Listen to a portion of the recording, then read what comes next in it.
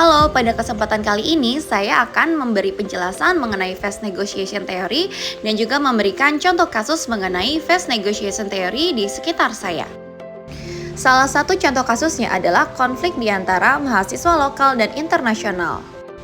Ini merupakan salah satu contoh peristiwa yang terjadi pada kampus saya dulu, yang mana ketika sedang diadakannya diskusi kelompok yang di dalamnya terdapat salah satu mahasiswa internasional dari Cina, sebut saja Zhang, yang juga ikut bekerja sama dengan Nisa sebagai mahasiswi Indonesia.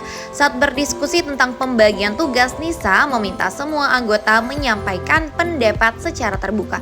Namun, Zhang terlihat ragu-ragu dan hanya mengangguk tanpa memberikan masukan.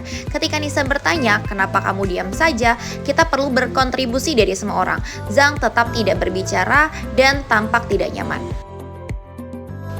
Pada hari berikutnya, Zhang mengirim pesan pribadi kepada Nisa, memberikan saran untuk proyek tersebut, tetapi juga meminta agar idenya tidak disebutkan sebagai miliknya selama diskusi kelompok. Nisa merasa bingung karena baginya seharusnya semua anggota tim saling terbuka saat rapat.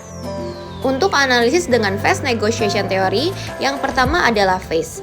Zhang yang berasal dari Tiongkok, sebagai seseorang yang dari budaya kolektivistik, Zhang mengutamakan mutual phase dan menghindari situasi yang dapat memalukan dirinya atau orang lain.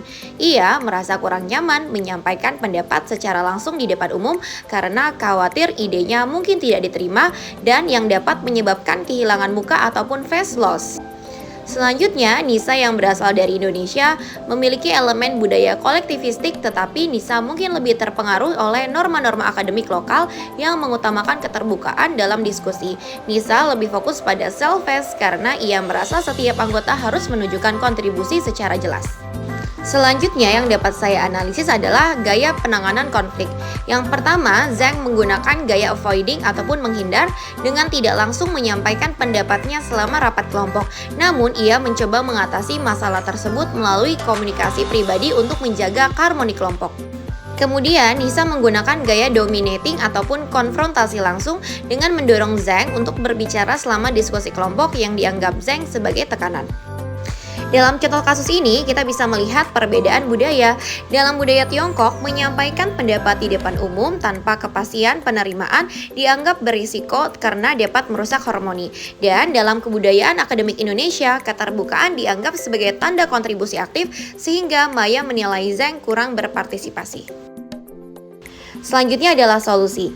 Untuk menjembatani perbedaan, Nisa bisa mengadopsi gaya komunikasi yang lebih sensitif terhadap budaya Zhang. Contohnya adalah ketika sebelum rapat, Nisa lebih baik mengirim pesan kepada Zhang untuk meminta masukannya secara pribadi terlebih dahulu, lalu menyampaikan ide Zhang kepada kelompok tanpa menyebutkan asalnya seperti yang Zhang minta.